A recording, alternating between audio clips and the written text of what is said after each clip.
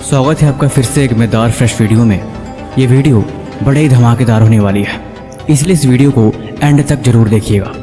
अभी भी 2023 को ख़त्म होने में लगभग 90 दिन पड़े हुए हैं। साल के एंड में और नए साल की शुरुआत में अगर इस वीडियो में बताई गई 3 बातों को अपनी लाइफ में उतार ली तो आप आगे 31 दिसंबर को मुझे धन्यवाद बोलना। वो कहते हैं किसकी कौन सी बात आपकी ज़िंदगी को बदल के रख दे, ये तो कोई नहीं चाहता। तो चलिए हर बार की तरह इस बार भी इस वीडियो को एक मज़ेदार कहानी के साथ शुरुआत करते हैं। स्कूल का आखिरी दिन था। सारे बच्चे आपस में रो रहे थे, कुछ अपने दोस्तों के साथ पार्टी कर रहे थे कि आज के बाद स्कूल ख़त्म हो जाएगा, हम एक नई ज़िंदगी शुरुआत करेंगे और ये पल सब मेमोरी बन के रह जाएगा। कुछ तो इतना कह रहे थे कि आज के बाद शायद हम कभी दोबारा मिले ही हैं, क्योंकि सबको अलग अलग कॉलेज में पढ़ाई करने के लिए अलग अलग शहर कोई चला जाएगा, कोई अपनी ज़िंदगी अपनी तरह से जिएगा। क्लास में पढ़ाई करी थी, हर एक चीज़ साथ में एंजॉय किया था।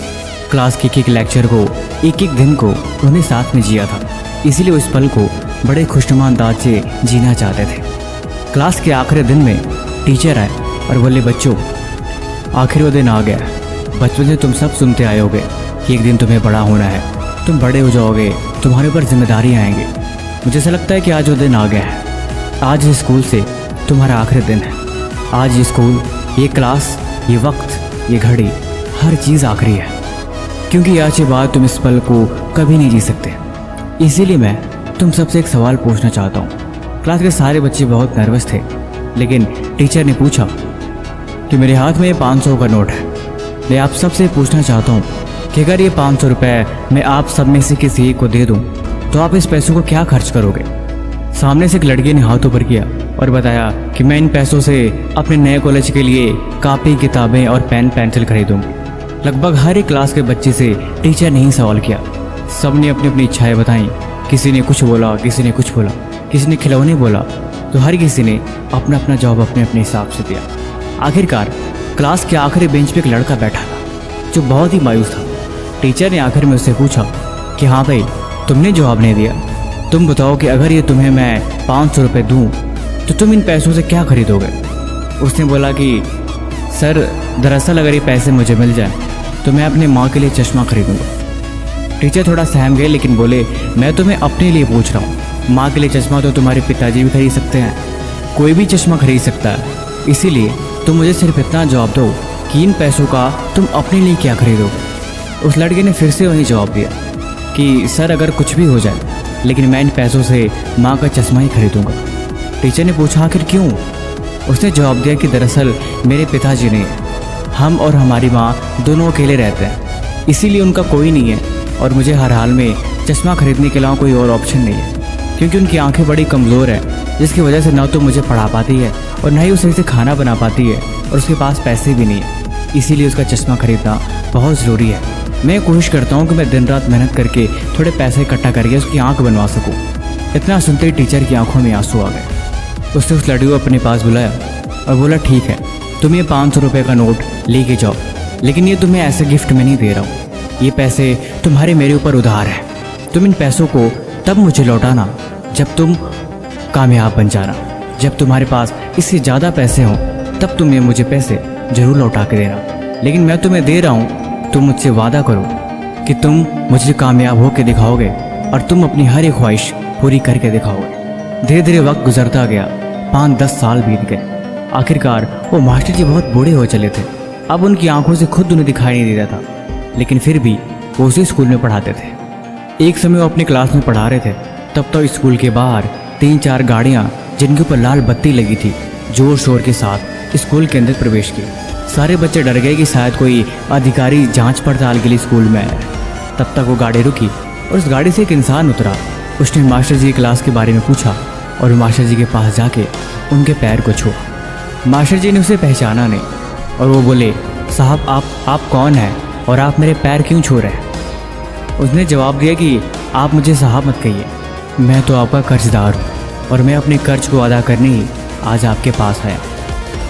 वो टीचर सहम से गए, आप मेरे कर्जदार, ये कैसे हो सकता है? उसने बोला, हाँ ये सही बात है, मैं आपका कर्जदार हूँ।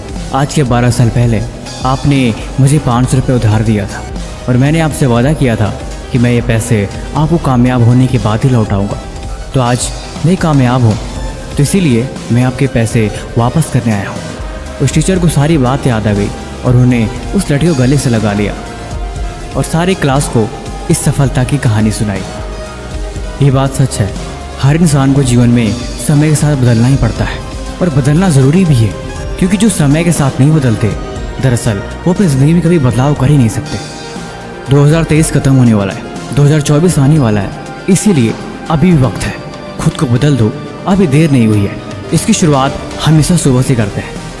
मैं आपको सुबह के 3 या 4 बजे उठने को नहीं बोलूँगा, लेकिन कम से कम एटलीस्ट सुबह 6 या 7 बजे उठने की आदत डालो। यकीनन आपको 1 घंटा बाकी के 98% लोगों से आगे लेके जाएगा। आप उस 1 घंटे में एक्स्ट्रा रीड कर सकते हो, एक्सरसाइज कर सकते हो, मेडिटेट कर सकते हो, वॉक कर सकते हो और सबसे बड़ी बात गोल बना सकते हो और खुद को इन्वेस्ट कर सकते हो। और यही चीज़ और यही हैबिट अगर आपने 90 डेज तक कर ली तो यकीनन आपकी ज़िंदगी में एक नया चेंज देखने को मिलेगा, क्योंकि इसे कहते हैं master the game of morning wake up. और यकीनन ये सुबह के 1-2 घंटे एक्स्ट्रा टाइम आपको बाकी लोगों से 98% आगे लेके चला जाएगा। दूसरा, develop a habit of walking in nature. आप जस्ट इमेजिन करो, सुबह उठे, एक गिलास 30 मिनट के लिए बाहर नेचर में दौड़ने के लिए चले गए, जहाँ पे आपको शांति, सुकून और ठंडी हवाएं और चिड़ियों की सरसराहट के साथ आपको खुद से कनेक्ट होने का मौका मिलेगा। निकोला टेस्ला, अल्बर्ट आइंस्टाइन, बहुत सारे ऐसे वैज्ञानिक थे जो खुद को नेचर से कनेक्ट करके रखते थे और ज़्यादातर वक्त नेचर में ही बिताते थे। देखो, जीवन में क्लियरिटी ऑफ माइंड का होना बहुत ज़रूरी है। जब आपके थॉट्स क्लियर होते हैं तब आपको लाइफ में सही डिसीजन लेने में आपको हेल्प मिलती है और यही चीज़ आपके माइंड को शार्प करके आपको आगे बढ़ने के लिए पुश करती है। और ये बदलाव आपको घर में बैठने से कभी नहीं मिलेगा और ना ही आपको बहुत सारी चीज़ों में घिरे रहने से मिलेगा।